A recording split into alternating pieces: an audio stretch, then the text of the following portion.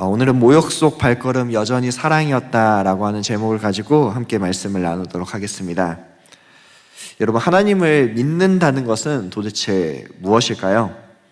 우리는 대부분 하나님을 믿는다라고, 신뢰한다라고 이야기합니다.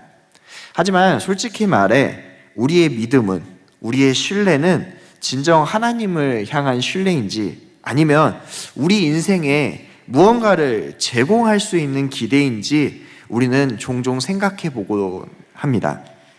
사실 현대사회에서 이것이 더 많이 드러나게 되었습니다. 왜냐하면 많은 사람들이 하나님을 성공의 보증수표로 여기는 경우가 너무나 많기 때문이죠. 마치 우리의 인생의 문제를 해결해 줄 일종의 신비한 해결사로 생각하는 경우가 많습니다. 여러분, 마치 하나님을 자판기와 같이 생각하는 사람들이 있습니다. 내가 돈을 넣으면 반드시 나의 필요를 채워주고 나에게 서비스를 제공해 줘야 되는 그런 분을 우리는 하나님이라고 생각하는 경우가 너무나 많습니다. 그러나 그것은 성경이 말하는 하나님에 대한 믿음과는 전혀 다른 믿음이죠. 그것은 우리가 그분을 완전히 이해하거나 통제하려는 시도가 아니라 그분 앞에 무릎 꿇는 경외의 태도라고 성경은 우리에게 믿음에 대해서 분명하게 이야기합니다. 어떤 한 아이가 있었습니다. 그는 아버지가 자신에게 무언가를 사줄 때 굉장히 기쁨과 아버지에 대한 존재감을 강렬하게 느꼈던 아이였습니다. 그래서 이 아이는 아버지에게 사랑스럽게 이렇게 이야기합니다. 아빠, 나 저거 사주면 안 돼? 아빠, 나 저거 필요해. 아빠, 난 아빠를 너무 사랑하니까 난 저기 데려다 줘. 이렇게 아이는 계속해서 아버지에게 신뢰로 사랑한다라고 표현하면서 아이는 자기의 필요한 것을 계속해서 아버지에게 이야기하였습니다. 그 아이가 말하는 사랑과 신뢰는 사실 사랑이라고 이야기하기보다, 신뢰라고 이야기하기보다 효용에 기반한 것이죠. 그러다가 어느 날 이 아버지가 덜컥 병에 들게 되었습니다. 그리고 병상에 누워서 이 아이에게 아무것도 해줄 수 없는 상황이 찾아오게 됩니다.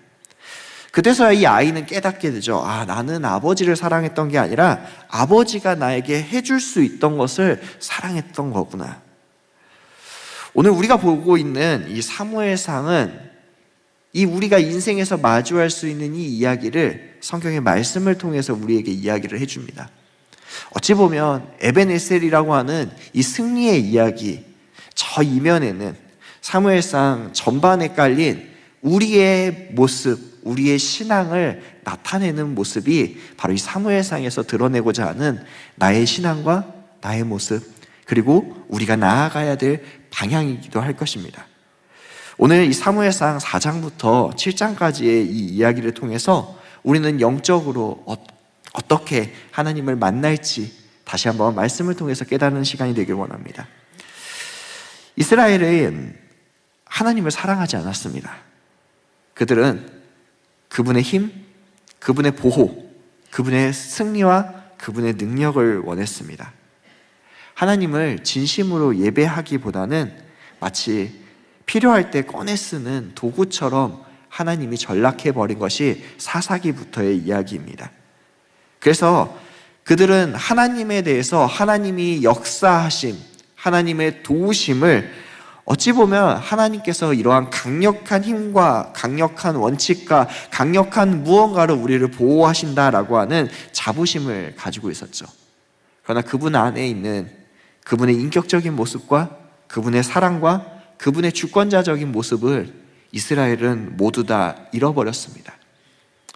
이 지점에서 우리는 한번 생각해 보아야 합니다. 우리는 성경을 보면서 항상 이스라엘을 어리석다라고 이야기합니다. 그러나 성경은 이 이스라엘의 이야기를 통해서 우리에게 질문합니다. 정말 나는 하나님을 사랑하고 있니? 내 인생이 정말 하나님께 드려지고 있니? 아니면 너의 인생을 잘 되기 위해서 하나님은 그러한 도구로 사용되고 있니?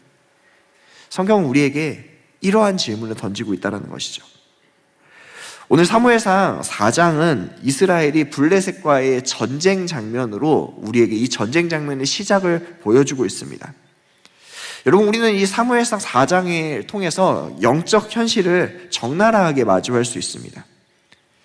여러분, 이스라엘이 전쟁하였다라고 하는 이야기부터 성경은 시작을 하는데, 이 이야기가 참 아이러니한 것은 이스라엘의 모든 전쟁은 하나님으로부터 시작을 하였습니다. 그래서 이스라엘이 전쟁을 하려면 항상 무엇부터 해야 됩니까? 하나님, 이 전쟁을 해야 되는 것입니까? 이 전쟁을 한다면 우리는 어떻게 해야 됩니까? 우리는 어디로 가야 됩니까? 라고 질문을 해야 되는 것이 정상적입니다. 그러나 오늘 성경 본문에는 그러한 모습이 전혀 등장하고 있지 않습니다. 그들이 병력을 모아 블레셋을 쳤다라고 이야기를 하죠. 여러분, 우리가 성경을 바라볼 때 이스라엘이 블레셋을 친 경우는 거의 없습니다. 굉장히 이례적인 이야기이죠. 우리가 블레셋을 쳤다라고 할 때 다윗의 더 뒤에, 이 사무엘상 더 뒤에 사무엘 하에 등장할 때나 이제 다윗이 하나님의 명으로 블레셋을 치고 완전하게 정복하는 이야기는 등장하지만, 이스라엘이 블레셋을 직접적으로 공격한 것은 이 사무엘상에서 처음 등장한다는 것이죠. 그러나 이 전쟁은 하나님께서 원하신 전쟁이 아니었다라는 겁니다. 하나님이 보낸 전쟁이 아닌 순수하게 이스라엘의 욕심과 과욕으로 시작된 전쟁이 이 블레셋과의 전쟁이라는 것이죠. 여러분, 이 전쟁의 결과가 4장에 등장을 하게 됩니다. 이스라엘이 자신의 과욕과 욕심으로 시작한 전쟁, 이 전쟁으로 말미암아 이스라엘은 무려 4,000명이 전사하게 됩니다. 여러분, 우리가 전쟁을 하고 전쟁에서 패배를 하거나 승리를 하게 되면 왜 승리했는지, 왜 패배했는지를 분석하게 됩니다. 그래야 다음에 이런 일이 벌어지지 않기 때문에 이것을 철저하게 분석해야 되죠. 여러분, 이스라엘 백성이 4,000명이나 죽었습니다. 그러면 이들은 이 4,000명이 죽은 원인과 그리고 또한 이 전략에 대해서 분명하게 규명하고 고민해 보아야 할 것입니다. 그런데 이들의 결론은 이거였습니다. 우리가 4,000명이나 죽었던 이유는, 그 원인은 우리에게 있었던 것이 아니라 하나님이 우리와 함께하지 않았기 때문이다 라고 결론을 짓습니다. 하나님이 이 전쟁 가운데 과거처럼 함께하지 않았기 때문에 우리는 이 전쟁에서 패배했다라고 이야기하는 것이죠. 여러분, 이 말이 어떻게 보면 굉장히 신앙적으로 들립니다. 하나님이 우리와 함께 하셔야죠. 하나님, 우리 삶 가운데 임하시고 언제나 우리가 동행하셔야죠. 하나님이 그래서 우리에게 하나님과 동행함으로 말미암아 승리를 주시는 것이죠 라고 하는 우리의 일상적인 신앙의 용어와 이들의 용어는 그렇게 다르지 않습니다. 그런데 그 단어 가운데 이 사람들의 추악한 언어가 이 안에 들어가 있다는 것이죠. 이들은 이야기합니다. 과거의 전쟁처럼 하나님이 함께 하시지 않았기 때문에, 하나님이 가라라고 한 전쟁이 아니라 내 욕심으로 함께 일어난 전쟁이었는데, 그들은 이야기합니다. 왜 하나님, 여기에는 함께 하시지 않았어요? 하나님이 함께 하시지 않으니까 우리가 진 거죠. 하나님, 함께 하시지 않겠다고요? 그러면 제가 억지로라도 강제로라도 당신을 이 자리에 반드시 가져다 놓겠습니다 라고 하는 게 바로 이 이스라엘 백성들의 언어라는 것입니다. 여러분, 그래서 이스라엘이 과거의 여호수아 시대처럼 언약궤를 가지고 나오는 겁니다. 여러분, 이 언약궤가 그래서 끌려 나오게 되었습니다. 여러분, 참 아이러니하지 않습니까? 그들은 하나님께 묻지도 않았고, 그들은 자신의 욕심으로 오늘 4,000명이 죽었지만 그 모든 핑계를 하나님께 대고 하나님을 억지로 그 언약궤를 강제로 메고 하나님을 이 전쟁 가운데 참여시킵니다. 그리고 이들은 이야기하죠. 하나님이 어쩔 수 없이 싸우게 만들자. 그래서 우리가 이 전쟁 가운데 승리하게 만들자라는 것이 이들의 이야기이자 이들의 생각입니다. 여러분, 그들은 신앙적으로 굉장히 포장해서 말하지만 이들은 하나님을 신뢰하고 있지 않습니다. 아니, 오히려 그분을 조작하려고 하고 있죠. 여러분, 이것은 하나님을 인격으로 보는 것이 아니라 도구로 여기는 행동입니다. 그리고 우리도 가만히 돌아보면 우리의 신앙생활 가운데 이런 경향이 얼마나 자주 드러나는지 우리도 알 수 있습니다. 우리는 하나님의 뜻, 이것보다는 내 삶 가운데 이루어지는 결과가 더 관심이 많습니다. 여러분의 기도의 이유, 우리가 그분과의 교제를 풍성하게 만들고 그분에게 나아가서 우리의 모든 것을 털어놓는 것보다는 우리는 응답받는 데에 더 기도의 초점이 있습니다. 하나님, 내 자녀 좋은 성적 주세요. 하나님, 내 부모의 병 빨리 낫게 해주세요. 하나님, 우리에게 일어난 어떠한 상황 빨리 해결해 주세요. 실제로는 하나님이라고 하는 이 이름보다는 우리의 필요를 우리는 더 사랑할 때가 많다라는 것이죠. 그런데 여러분, 참 무서운 게 성경에서 말하는 바입니다. 성경은 그 결과가 얼마나 무서운지, 얼마나 무거운지를 사무엘상을 통해서 우리에게 교훈하고 있기 때문입니다. 여러분, 그들은 하나님을 강제로 이 전쟁에 참석시키면 반드시 승리를 얻을 것이라고 생각했습니다. 그리고 이 언약궤를 강제로 참전시켰습니다. 그런데 문제는 그 결과가 처음의 전쟁의 10배가 되는 무려 3만 명이라고 하는 사람들이 전사하게 되었습니다.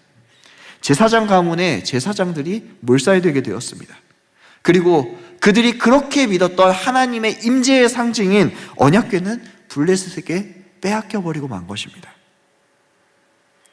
여러분, 얼마나 비참합니까?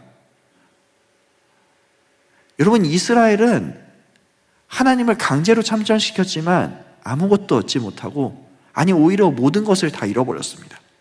그리고 스스로도 생각할 것입니다. 하나님 별거 없네.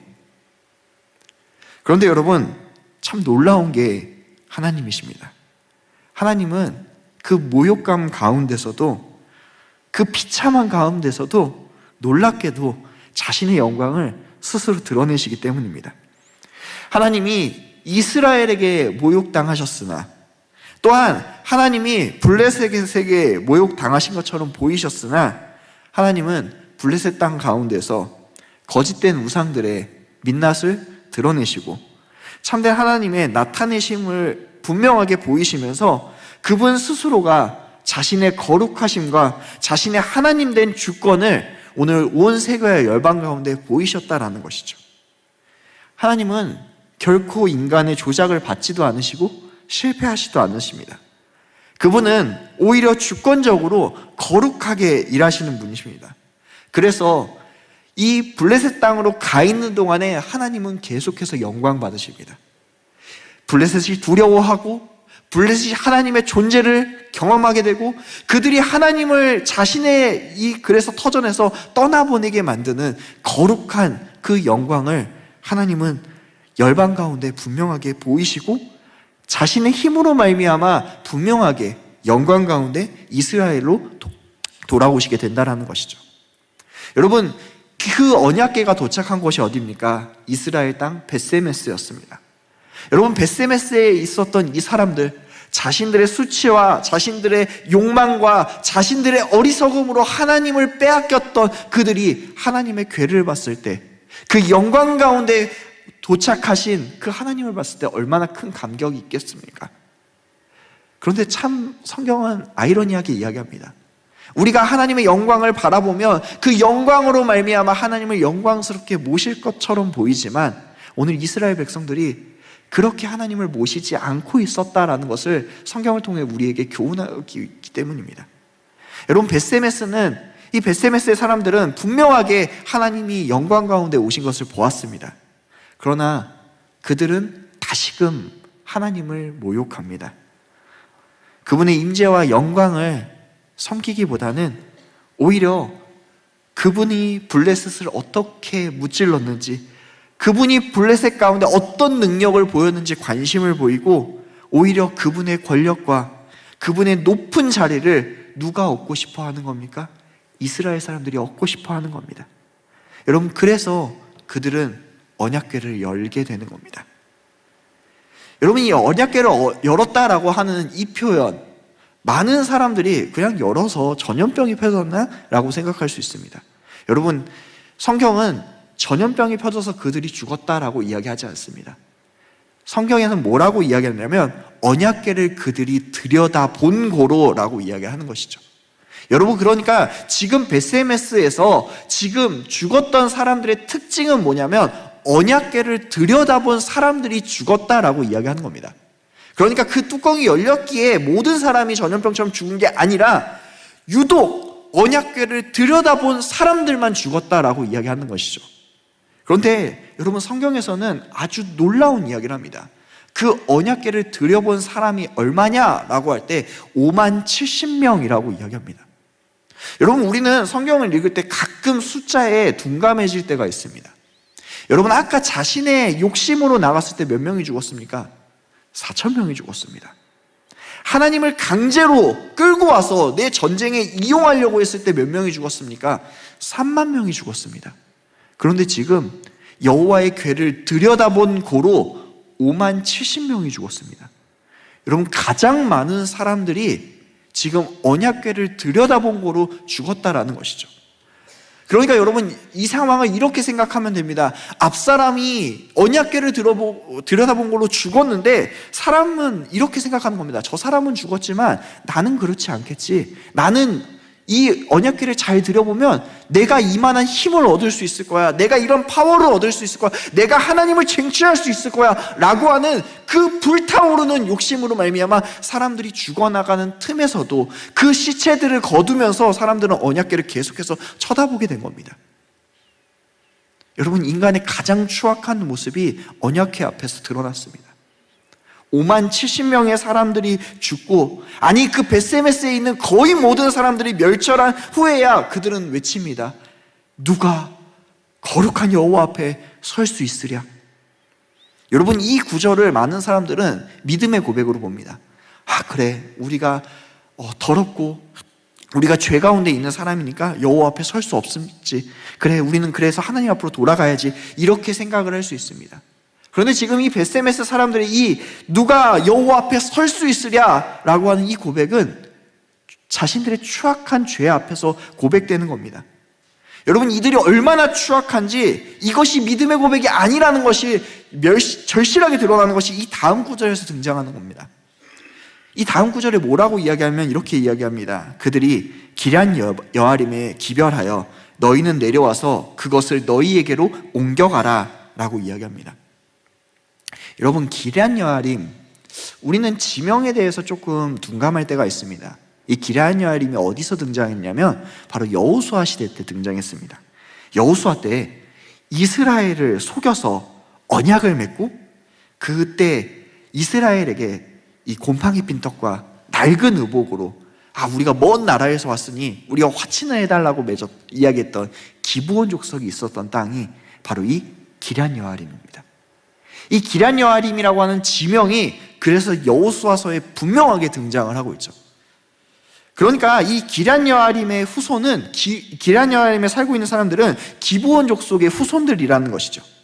즉 이스라엘 사람들이 이스라엘로 편입은 되었으나 완전한 이스라엘 민족으로 인정하지 않고 멸시받고 외면한 사람들이 살아가고 있는 데가 바로 이 기럇 여아림이라는 겁니다. 여러분, 이 사람들 얼마나 사악합니까? 여러분, 이 사람들이 시체를 치웠겠습니까? 시체 만지는 것조차 부정하다라고 여기는 사람인데, 여러분, 5만 70명이 죽어있는 그 현장, 언약궤가 그 널브러져 있는 그 현장 가운데 있습니다. 그래서 기별합니다. 야, 기럇 여아림, 너네 내려와서 이것 좀 치워가라. 여러분, 얼마나 잔인하고 얼마나 추악한 이야기입니까? 그들은 회개하지 않습니다. 지금 5만 70명이 죽어도 그들은 눈 하나 깜짝하지 않고 이야기하는 겁니다. 이제 하나님이라고 하는 존재를 내가 보고 싶지 않으니 기럇 여아림, 우리 안에서 배제된 너희들이 와서 이 언약궤를 들고 메어서 가라. 나는 감당할 수 없으니 버려버리겠다라고 하는 것이 이스라엘의 모습이라는 것이죠. 여러분, 그렇게 20년이 흘러갑니다. 아무도 찾지 않고 아무도 회개하지 않았습니다. 그런데 여러분, 여기에서 한 가지 전환점이 등장합니다. 사무엘서 7장 2절인데요. 우리 7장 2절 말씀, 우리 끝부분만 한번 읽어보도록 하겠습니다. 온 이스라엘이 여기부터 읽겠습니다. 이스라엘 온 족속이 여호와를 사모하니라. 아멘. 여러분, 여기에서 우리는 좀 아이러니가 느껴집니다. 이스라엘 백성들을 하나님을 외면했는데, 그들이 20년 동안 하나님을 찾지 않았는데 그들은 왜 하나님을 사모하게 되었을까요? 그들이 20년 동안에 의로워졌기 때문입니까? 아니면 20년 동안에 어떤 기적이 일어났기 때문입니까? 아니면 20년 동안에 이들이 정말 선하게 하나님을 찾고 예배에 대한 갈망이 있어서 하나님을 찾게 되는 겁니까? 아닙니다. 여러분, 그들이 이렇게 갈망을 갖게 된 이유는 한 가지입니다.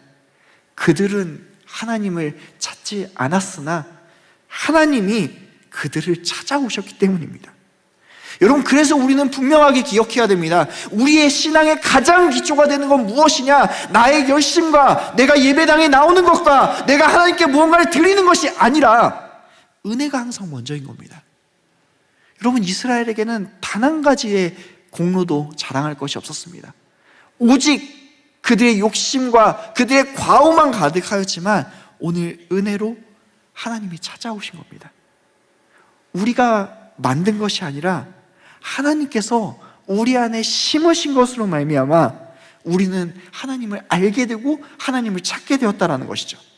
하나님이 우리 안에서 먼저 일하시지 않으셨다면 우리는 절대로 그분을 찾지 않았을 것이고 찾지 못했을 것입니다. 그래서 하나님은 하나님의 사람인 사무엘을 세워서 외치게 만듭니다. 너희가 만일 전심으로 여호와께 돌아오려거든 이방 신들과 아스타로를 제거하고 오직 그분만 섬기라. 여러분, 무언가를 해서가 아니라 주님이 먼저 찾아오셔서 오늘 주님이 이야기를 하는 겁니다. 죄인들에게 내가 이 모든 것을 받아줄 테니 너희는 회개하고 나에게 돌아오라. 여러분, 이것 때문에 이스라엘 백성들이 회개하게 됩니다. 하나님께서 먼저 찾아오셔서 우리가 무언가를 했기 때문에 찾아오신 것이 아니라 하나님이 먼저 찾아오셔서 우리의 죄를 용서해 주시겠다라고 이야기하시며 나에게 모든 것을 털어놓으라고 이야기한 그 하나님의 찾아오심으로 말미암아 이스라엘 백성들이 이야기하는 것이죠. 우리가 여호와께 범죄하였습니다. 여러분, 이 멘트가 너무나 감격적입니다. 그러나 그들의 믿음은 여전히 연약합니다. 그들이 여호와 앞에 범죄하였다고 고백하고 회개하는 그 타임, 그들이 모였다라고 하는 이야기를 누가 또 듣습니까? 블레셋 사람들이 듣습니다. 블레셋 사람들도 많은 사람들이 죽었기에 이스라엘을 더 이상 공격하지 못하였는데 이들이 방심하고 있고 이들이 모여있으나 아무 무기도 갖고 있지 않다라는 이야기를 듣고 블레셋은 지금 이스라엘을 공격하러 찾아오게 됩니다. 여러분, 이 위기의 순간 이스라엘 백성들은 어떤 모습일까요? 믿음으로 이제 하나님을 의지했겠죠? 믿음으로 하나님 앞에 우리가 하나님 어떻게 하면 될까요? 라고 기도했겠죠? 아닙니다. 이스라엘은 너무 형편없는 모습을 보여줍니다. 그들은 기도조차 하지 못합니다. 그래서 어떻게 합니까? 사무엘에게 이야기합니다. 사무엘, 당신이 우리를 위해서 쉬지 말고 기도해 주십시오. 여러분, 우리의 상식에는 이렇게 기도해야 되는 거 아닙니까? 우리가 다 함께 모여서 여호와 앞에 엎드려 기도합시다 라고 해야 될 것 같은데 지금 이스라엘 백성들은 믿음이 너무나 연약해서 이야기합니다. 우리는 기도할 수 없으니 당신이 기도 좀 해달라고. 우리를 위해서 당신이 좀 기도해달라고. 여러분, 그런데 우리는 여기에서 중요한 복음의 진리를 마주하게 됩니다. 하나님은 그런 연약한 이스라엘을 정죄하지 않으십니다. 그들이 연약할 때 하나님은 그래서 중보자인 사무엘을 세우셔서 기도하게 합니다. 그리고 그 기도를 들으시고 하나님이 응답하셔서 오직 하나님의 능력만으로 이 블레셋을 물리치게 만드는 사건이 오늘 이 에베네셀 사건이라는 것이죠. 여러분, 이 사건, 이 에베네셀 사건은 인간의 능력이 하나도 개입되지 않은 오직 하나님의 은혜로만 주어진 승리라는 사실을 우리는 기억해야 됩니다.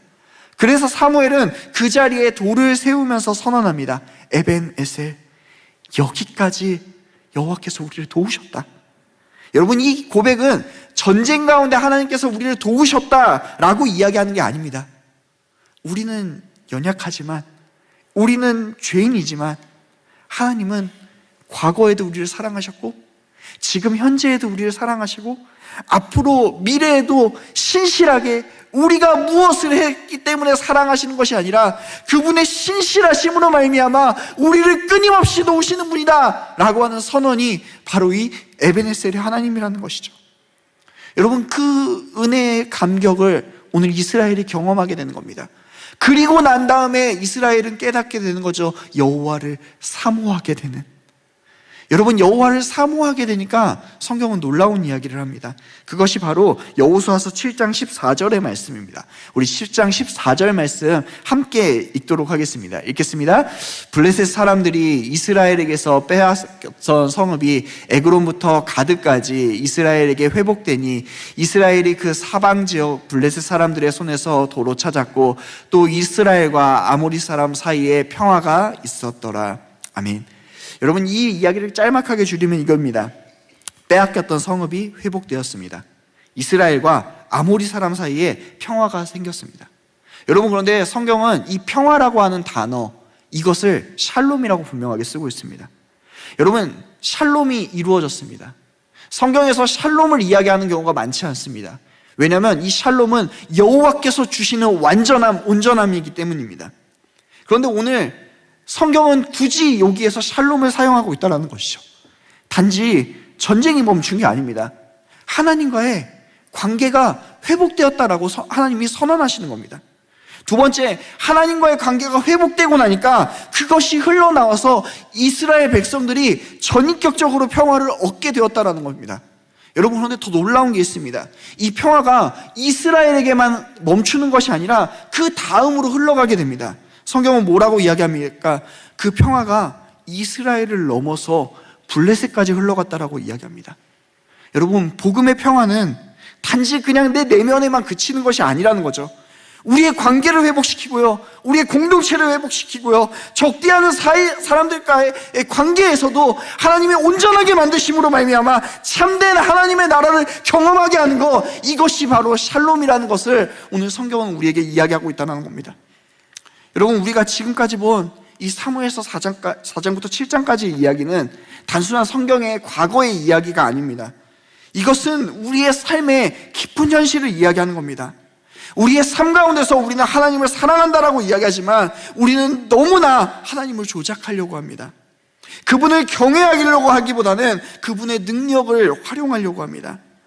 이스라엘처럼 우리도 그래서 실패합니다. 우리의 믿음은 여전히 연약하고 위기 앞에서 우리는 두려움에 빠집니다.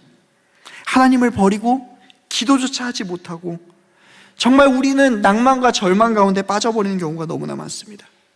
그런데 여러분, 우리의 소망이 말씀 가운데 있습니다. 우리가 그런 상황이 있을지라도 그때에도 하나님은 우리를 여전히 사랑하시고 우리를 위해 일하고 계신다는 겁니다.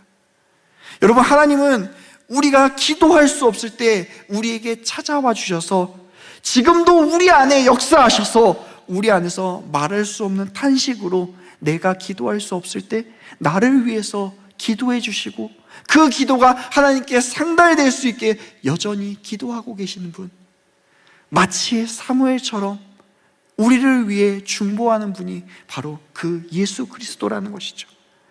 여러분, 그래서 그 예수 그리스도는 우리의 진짜 중보자로 오신 분입니다. 여러분, 그래서 우리가 하나님 앞에 설 수 있겠습니까? 라고 이야기할 때 우리는 이렇게 반응할 수 있을 겁니다.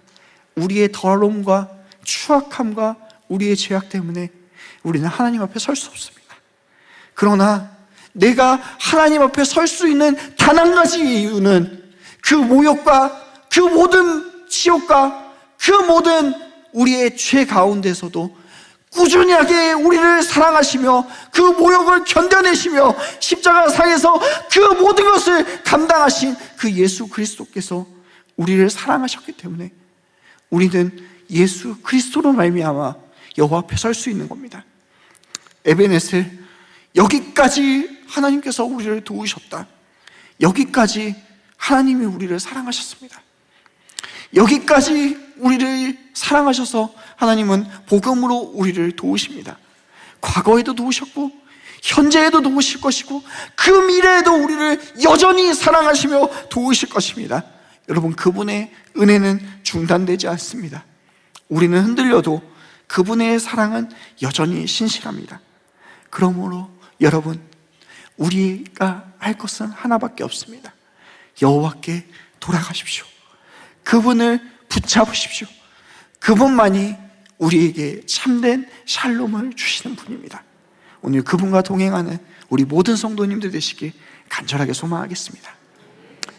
우리 함께 이 시간 말씀을 기억하며 찬양하며 기도하길 원합니다.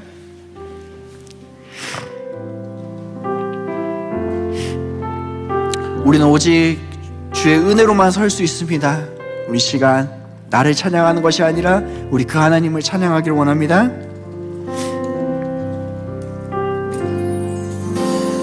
오직 주의 은혜로 지금 여기 서 있네.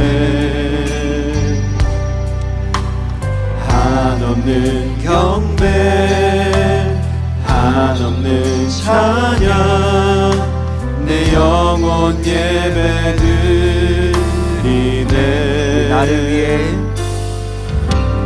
나를 위해 이 땅에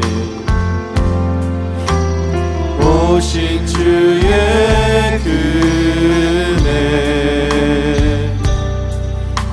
십자가 고통 이기신 주님 그 은혜 어찌 진리 주네 날 채우시네 주네 보게 하시네 살아가는 동안 은혜로만 살리 십자가에 우리 주네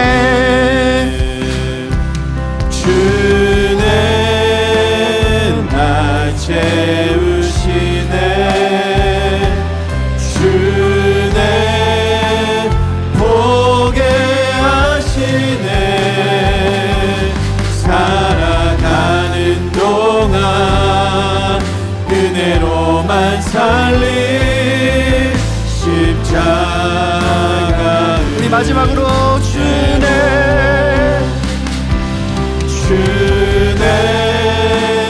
날 채우시네 주네 보게 하시네 살아가는 동안 은혜로만 살리 십자가 은혜로. 이 시간 말씀을 기억하며 함께 기도하기를 원합니다. 우리 준비된 기도 제목 함께 읽으며 나아가도록 하겠습니다. 주님을 사랑한다고 하면서도 실상은 내 필요를 채우기 위한 도구처럼 여겼음을 고백합니다. 이제는 주님의 임재 앞에 머물며 전심으로 주님을 사랑하는 믿음의 사람으로 서게 하옵소서. 아멘. 연약하고 흔들리는 순간에도 나를 포기하지 않으시고 예수님을 통해 중보하시며 품어주신 은혜에 감사드립니다. 그 손을 꼭 붙잡고 끝까지 믿음의 길을 걷게 하옵소서. 아멘. 여기까지 도우신 주님의 은혜를 기억하며 날마다 신실하신 주님을 의지하게 하옵소서. 그 신실하신 손길 아래 외적인 평안만이 아니라 관계와 마음 깊은 곳까지 회복되는 참된 샬롬을 흘려보내게 하옵소서. 아멘. 주님, 그런 사람이 제가 되길 원합니다. 그런 악인이 저입니다. 그런 또한 믿음의 사람이 제가 되길 원합니다. 주님 함께 해달라고 우리 시간 간절한 마음을 담아 주의 이름 한번 부르시고 함께 통성으로 기도하도록 하겠습니다. 주여!